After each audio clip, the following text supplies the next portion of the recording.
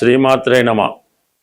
వృశ్చిక రాశి వారికి ప్రధానంగా 2 గ్రహాలు ఈ వారం అంతా చాలా అనుకూలంగా రావడం జరుగుతుంది.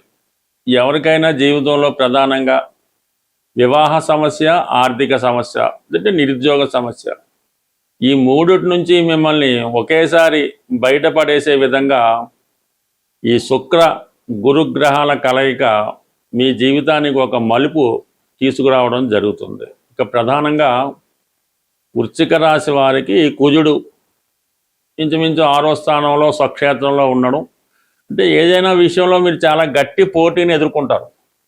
ఒక ఉద్యోగ ప్రయత్నం చేస్తున్నా, ఒక క్రీడా రంగంలో ఉన్నా, ఏదైనా ఒక భూమి స్థిరాస్తి సంబంధించిన విషయాల్లో అన్నదమ్ములతో కానీ, దాయదులతో కానీ, మిత్రులతో కానీ విభేదాలు ఉన్నా, స్థిరాస్తికి సంబంధించినటువంటి ఎటువంటి విభేదాల్లో అయినా చాలా వరకు చాలా పోటీ ఎదుర్కోవాల్సి ఉంటుంది. అయితే అనూహ్యంగా మీరు విజయం మీ వైపే రావడం జరుగుతుంది. అటు ఏదైనా మిమ్మల్ని ఏమన్నా పోలీస్ కేసులు పెట్టినా, మిమ్మల్ని ఏదో విషయంలో ఇరికించాలని చూసినా చివరికి మీరే బయటపడడం జరుగుతూ ఉంటుంది. ఇది ప్రధానంగా మీకు పోటీల నుంచి విజయం సాధిస్తారు. నిరుద్యోగ సమస్య నుంచి బయటపడుతుంది. ప్రయత్నం చెయ్యాలా కానీ ఏదో ఒక ఉద్యోగం మీకు ఈ వారంలో రావడం జరుగుతుంది. ఇక ప్రధానంగా శుక్రుడు సప్తమాధిపతిగా భాగ్యస్థానంలో ఉన్నాడు. అంటే స్త్రీలకి ప్రధానంగా స్త్రీలకి వివాహం జరగాలన్నా, సంతానం కలగాలన్నా 9వ స్థానం అన్నది వెరీ ఇంపార్టెంట్. అటువంటి 9వ స్థానంలోకి శుక్రుడు రావడం జరిగింది, అలాగే గురువు రావడం జరిగింది.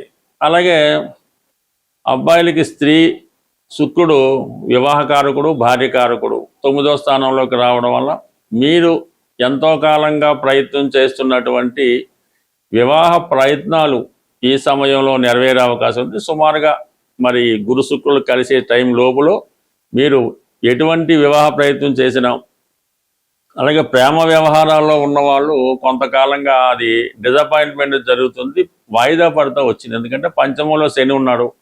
మీరు ప్రేమికులిద్దరికీ పరస్పరం ఇష్టం ఉంది, ఏదో ఉద్యోగ కారణం వల్ల వేరే కారణాల వల్ల వాయిదా పడుతూనే ఉంటుంది. మరి ఈ సమయంలో అది ఫైనల్ అయ్యే అవకాశం ఉంది. అంటే శుక్రుడు గురువు 9వ స్థానంలో ఉన్నారు కాబట్టి మీరు ధైర్యంగా విషయాన్ని పెద్దవారికి తెలియజేయడం కానీ, మీరు ముందు ధైర్యంగా వివాహం చేసుకుంటే మీ యొక్క ప్రేమ వివాహానికి కానీ, పెద్దలు కూర్చుని వివాహం కానీ శుభం కార్డు పలికే అవకాశం ఉంది. ఇక ప్రధానంగా ఆర్థిక పరమైనటువంటి సమస్యలు, ధనాధిపతి భాగ్యస్థితి 100% మీ కుటుంబంలో ఎవరో ఒకరికి మంచి ఉద్యోగం రావడమో, ఏదన్నా శుభం జరగడం వల్ల మీ పెద్దవారి ద్వారా మీ పేరున ఆస్తి ట్రాన్స్ఫర్ చేయడం కానీ, కొంత నెల కొంత ధనం వచ్చే విధంగా ఒక ప్రభుత్వ పథకం కానీ, ఒక ఉద్యోగం కానీ ఈ సమయంలో రావడం జరిగే అవకాశం ఉంది. ఇక పంచమ స్థానాధిపతి అవ్వడం వల్ల మీకు పిల్లల యొక్క విషయంలో అభివృద్ధి కలిగే అవకాశం ఉంది. ఇవన్నీ మీరు సంతానం కొరకు ఎదురు చూస్తున్నా కూడా ఈ ప్రయత్నం నెరవేరుతూ ఉంటుంది. ఎప్పుడు భాగ్యస్థానంలో ఒక శుభగ్రహం వస్తేనే మనకి 100% శుభ ఫలితాలు జరుగుతూ ఉంటాయి. ఇప్పుడు శుక్రుడు లాంటి ఇంకొక శుభగ్రహం కలగడం, అది గురువు ఉచ్చులో ఉండడం 1000%. అంటే మీరు 10% ప్రయత్నం చేస్తే 100% ఫలితం మీకు రావడం జరుగుతుంటుంది. 100% మీరు ఒక సినిమా ఫీల్డ్లో ఉన్నా, అటు రాజకీయ రంగంలో ఉన్నా, వైద్య వృత్తిలో ఉన్నా, ఫార్మా రంగంలో ఉన్నా ఇది ఒక అనుకూలమైనటువంటి సమయం. ఇది విద్యార్థులకి, అలాగే మెడికల్ విద్య కొరకు ఆశిస్తున్నటువంటి, వైద్య వృత్తి చదువుకోవాలి, డాక్టర్లు అవ్వాలనుకున్నటువంటి విద్యార్థులకి ఇది చాలా అనుకూలంగా ఉన్నది. ఇక ఏదన్నా మరి రవి 7వ స్థానంలో ఉండడం కొంతవరకు చిన్న చిన్న అనారోగ్య ఫలితాలు ఇస్తూ ఉంటాడు, అధిక శ్రమ పడవలసి ఉంటుంది. అష్టమంలో ఉన్నటువంటి బుధుడు పరిశోధన జ్ఞానాన్ని కలిగించే అవకాశం ఉంది. అలాగే ఈ రాశిలో ఉన్నటువంటి వాళ్ళు ఏదైనా వ్యాపార పరంగా మారాలి, వ్యాపార పరంగా మనం కొత్త బిజినెస్ స్టార్ట్ చేయాలనుకుంటే ఈ బుధుడి యొక్క సహకారంతో మీకు మీ వ్యాపారానికి తగినటువంటి ఆర్థిక సహకారం ఈ సమయంలో లభించడం జరుగుతూ ఉంటుంది. బట్ ఏదైనా ఈ వారం అంతా కూడా ఇంచుమించుగా అటు ఇటుగా ఈ గ్రహాలన్నీ కూడా చతుర్థ దశమ స్థానాల మధ్య ఉండిపోవడం జరిగింది. అంటే రాహు 4లో, కేతు 10వ స్థానంలో ఉన్నాడు. అంటే ఎంత ఫేవర్గా ఉన్నా ఈ రాహు కేతుల మధ్య ఉండిపోయినప్పుడు గ్రహాలు పెద్దగా తన ఫలితాన్ని ఇవ్వలేకపోతుంటాయి. కాబట్టి మరి ఈ వృశ్చిక రాశి వారు ఎస్పెషల్లీ మంచి ఫలితాలు రావాలంటే ఏదైనా దేవాలయంలో రాహు కేతువుల యొక్క పూజ చేయించుకోవడం కానీ, సుబ్రహ్మణ్య స్వామిని పూజించుకోవడం వల్ల మీకు శుభ ఫలితాలు తొందరగా జరిగే అవకాశం ఉంటుంది. ప్రధానంగా మనకి ఈ వారం చివరిలో ఏర్పడుతున్నటువంటి మాస శివరాత్రి, అలాగే శని త్రయోదశి, ఈ రెండు కూడా ఈ వారంలోనే 13వ తారీఖున రావడం జరిగింది. ఇది అధిక మాసం అవడం వల్ల ఈ నెలలో చేసే ఏ పూజా కార్యక్రమం అయినా, ఏ పరిహారం అయినా అధిక ఫలితం ఇస్తుందని పెద్దవాళ్ళు చెప్తూ ఉంటారు. అటువంటిది ప్రధానంగా అంటే మనకి ఈ మాస శివరాత్రి కంప్లీట్గా ప్రతి ఒక్కరు మన ప్రేక్షకులు చేసుకోవడం అన్నది విధిగా జరుగుతుంది. అయితే ఈ వారంలో వచ్చినటువంటి శని త్రయోదశి ఒక ప్రత్యేకత కలిగి ఉంటుంది. కాబట్టి ఎవరైతే అంటే అర్ధాష్టమ శని జరుగుతుందా, ఏలినాడు శని జరుగుతుందా, ఏమీ సంబంధం లేదు. ప్రతి ఒక్కరూ కూడా ఎలాగైతే శివునికి మాస శివరాత్రి, మహాశివరాత్రి చేసుకుంటామో, శని భగవానుడు కూడా తనకు వచ్చినటువంటి ప్రతి పర్వదినాన్ని ప్రతి ఒక్కరు చేసుకోవడం వల్ల కంప్లీట్గా శని యొక్క పాజిటివ్ వైబ్రేషన్స్ మన మీదకి రావడం జరుగుతుంది. అయితే చాలామంది మనకి శని భగవానుడికి అభిషేకం చేసామండి, లేదంటే ఈ పూజ చేసామండి, ఫలితం రావట్లేదని చెప్తూ ఉంటారు. బట్ ఏదైనా మిగతా పూజల సంగతి ఎలాగున్నా శని భగవానుడికి చేసే పూజా విధానంలో కొన్ని ప్రత్యేకమైన నియమాలు పాటించినప్పుడు మాత్రమే ఆ ఫలితాలు మనకి రావడం జరుగుతుంది.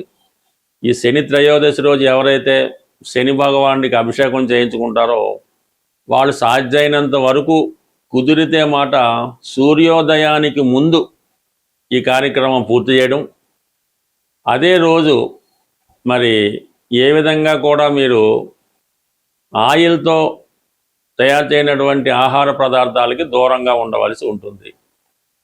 అది ఆ నియమాన్ని పాటిస్తూ ఆ రోజు వీలైతే మీరు చెప్పులు అవి లేకుండా ఒకరోజు గడపడం, పడుకునేటప్పుడు చక్కగా మంచాల మీద పరుపుల మీద కాకుండా చక్కగా భూమి మీద ఏదో ఒక సాపో దిండో వేసుకొని విశ్రమించడం. అంటే చాలా సింపుల్ లైఫ్ గడపవలసి ఉంటుంది. అంటే మనం స్వామి అయ్యప్ప దగ్గరికి వెళ్ళినప్పుడు ఎలా గడుపుతామో ఆ విధంగా ఆ ఒక్కరోజు నియమనిష్టలతో అంటే మన్నాడు సూర్యోదయం అయ్యేంత వరకు ఆ విధంగా గడపడం వల్ల ఆ శని భగవానుడి యొక్క కృప మనకి జరుగుతూ ఉంటుంది. శని కృప ఉంటేనే మనకి మిగతా గ్రహాలు కూడా ప్రభావాన్ని చూపడం జరుగుతుంది. శని కృప కావాలంటే శరీరాన్ని కష్టపెట్టాలి, నియమాలు పాటించాలి.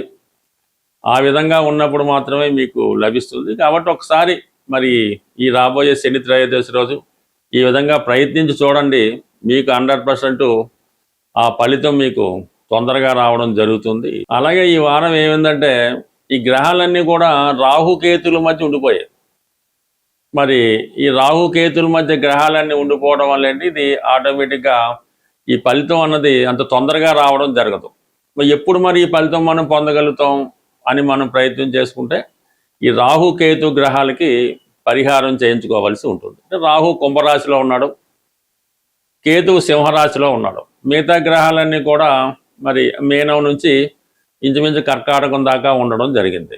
ఈ రాహుకేతువులు మనకి మిగతా ఫలితాలు ఇవ్వకుండా అడ్డుకోవడం జరుగుతుంటుంది. కాబట్టి ప్రధానంగా ఏదైనా వినాయకుడి టెంపుల్లో కానీ, దుర్గా అమ్మవారి టెంపుల్లో కానీ, కొన్ని టెంపుల్లో ఈ రాహుకేతు పూజ నిత్యం చేస్తూ ఉంటారు.